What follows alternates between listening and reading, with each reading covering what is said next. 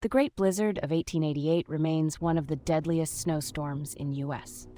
history, striking the Northeast with unprecedented fury.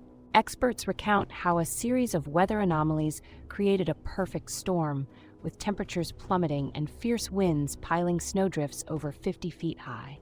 Cities like New York and Boston came to a standstill as transportation halted and communication lines failed, trapping thousands of people in their homes.